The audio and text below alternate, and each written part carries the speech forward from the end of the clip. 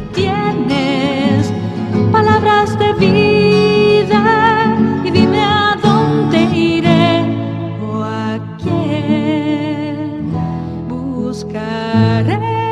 Queridas familias, queridos amigos, comenzamos la Semana Santa, la más santa de las semanas del año, el centro, la cumbre de toda nuestra vida cristiana. Y celebramos en este día la entrada de Jerusalén, la entrada de Jesús en Jerusalén para celebrar la Pascua con sus discípulos.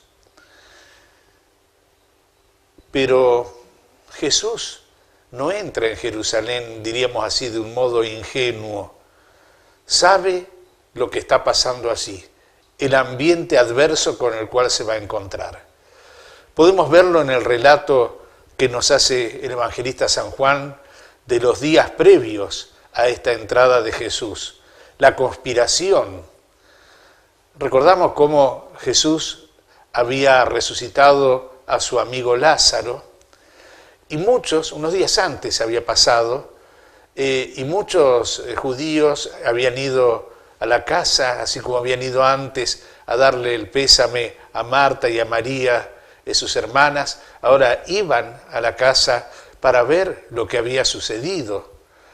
Y esto hizo que muchos creyeran en Jesús. Sin embargo, aquella resurrección de Lázaro va a tener consecuencias muy graves para él. Otros lo que hicieron fue ir a contarle a las autoridades religiosas, a los escribas, a los fariseos, lo que estaba pasando. Y allí entonces es cuando los sumos sacerdotes judíos se preguntan junto con los fariseos, convocan al Sanedrín, al tribunal judío, y dicen: ¿qué hacemos frente a esto? Si dejamos que esto avance, si la gente se va detrás de Jesús, esto tiene un riesgo muy grande. Si lo dejamos así, muchos van a creer en él y entonces van a venir los romanos y van a sospechar que este es un movimiento subversivo detrás de un caudillo y van a destruir nuestra nación. Entonces, ¿qué hacer? Y así aparece uno, Caifás, que era sumo sacerdote aquel año, y dice: ustedes no entienden nada. Y así como acudiendo a un viejo principio del derecho hebraico, es preferible que uno muera en lugar de todos, viene a decir esto. También él dice: ¿no les parece preferible que un solo hombre muera por el pueblo y no que perezca la nación entera? Y el evangelista Juan nos hace una aclaración que es muy importante. Se no dijo eso Caifás por sí mismo, sino que lo dijo proféticamente. Miren, de pronto Caifás, enemistado totalmente con Jesús, sin embargo, anuncia esta profecía. Él va a morir, pero no por el pueblo, como lo entendía, no en lugar del pueblo, como lo entendía Caifás, sino en favor del pueblo, de la nación. Dice, profetizó como sumo sacerdote que Jesús iba a morir por la nación, y no solamente por la nación, sino también para congregar en la unidad a los hijos de Dios que estaban dispersos, por los paganos también. Jesús, en esas palabras de Caifás, está ese anuncio profético de que su muerte será salvífica, será para salvación de su pueblo y de los demás pueblos. Pero aquí es donde la conspiración llega a su momento culminante. Deciden darle muerte. Y esto hace que Jesús entonces ya no se muestre en público. Es más, junto con sus discípulos se retira a una ciudad a unos 25 kilómetros de Jerusalén, a la ciudad de Efraín. Y mientras tanto, el ambiente en Jerusalén va creciendo porque se aproxima la Pascua y mucha gente va llegando, los peregrinos, y muchos esperan ver a Jesús y se preguntan, ¿pero vendrá a la fiesta o no vendrá? La autoridad religiosa habían dicho que iban a pagar un dinero a aquellos que delatasen dónde estaba Jesús.